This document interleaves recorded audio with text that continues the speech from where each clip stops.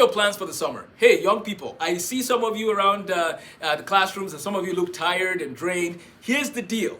Make the summer of 2024 different from any other summer. And I want to give you a few strategies to do this. Number one, I'm going to say this, make time to read good books. Make time to read good books. During the school year, you might be busy and you have all these things going on and you didn't have time to read those great books like the biography of Michael Faraday and James Clerk Maxwell. And this is your opportunity to do that. Read good books. I actually have a whole series I'm going to be doing on biographies. We're going to talk about Booker T. Washington, Frederick Douglass, Michael Faraday, James Clerk Maxwell. I mean, on and on. George Washington Carver. I was thinking about this yesterday. If I listed the top 10 people ever that have influenced me or that I just love to talk about, okay? Let's try and list a few of them. My mom and dad, I need to talk about them more. They've been a huge blessing and they've given me opportunities in life. I remember talking to my dad one time and asking him, Dad, why did you send me to the elementary school, Air Force Primary School in Victoria Island, Lagos? Why did you choose that school? And my dad said to me, he said, well, when I moved to Lagos, I asked the people around for what the best school was. Wow, that was like, Dad, thank you. This was actually only a few years ago, but I realized the decision he made in 1994 changed my life by giving me a solid education. So, Daddy, thank you again. For my mom, she went through a lot trying to get me settled in boarding school. And, my dad was transferred to a different state and my mom just poured into my life. And then I had to go to the market with her to buy the different things we needed for school. And sometimes my mom is a master negotiator. So she was able to negotiate good deals for me at the market. In Nigeria, you're allowed to negotiate. But anyway, so mommy, thank you. She helped me with so many things. And of course, left her nursing career in the northern part of Nigeria, moved down to Lagos to take care of us so that we could all be together. She took, great care of us. So thank you, mommy and daddy. Here's a few other people that will make my top 10 list. A man by the name of George Washington Carver is right there. This man was he was intelligent, he was so humble, and he was a Christian. He was serious about his faith and his work.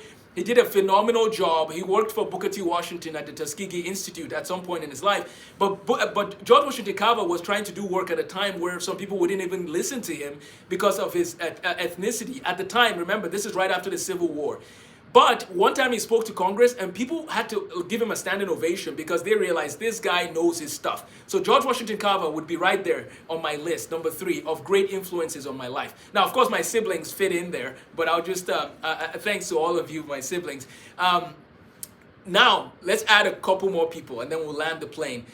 William Wilberforce. Like this summer, why don't you watch and study William Wilberforce's life, right? Watch documentaries and read his book. William Wilberforce was responsible for a lot of the work that happened in England that ended slave trade in England, transatlantic slave trade, which then rippled across the ocean, I would argue, and affected America. This was right around 1800. So we have William Wilberforce. He stood for others. He gave a voice to those who didn't have a voice at the time that he lived. So we have George Washington Carver. Well, my mom and dad, George Washington Carver, William Wilberforce, great influences on my life. And I would argue that people like James Clerk Maxwell and Michael Faraday, they seem to be affecting me more and more as I study some of their work. So stay tuned for more videos in the biography series. And let me end with one more person in the series of people that I just love.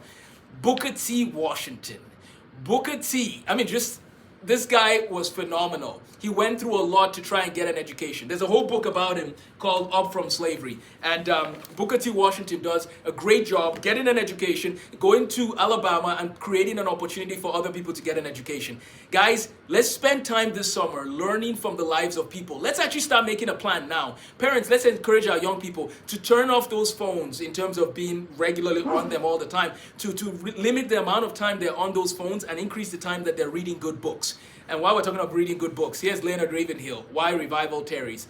I would say Leonard Ravenhill, some of his passion and zeal for the Lord is part of what has inspired me. And I'm going to be digging into his book too. And so, young people and parents, why don't we make good plans for the summer so that our young people go back in the fall different than what they were, how they did this school year. I made a different video about my book, Tools for Mastering Mathematics. It's available now if you want to try a math course to use to review in the summer, or if you want to just review, use it as a resource for the future, for whatever math you're doing. It starts from basic math all the way to calculus.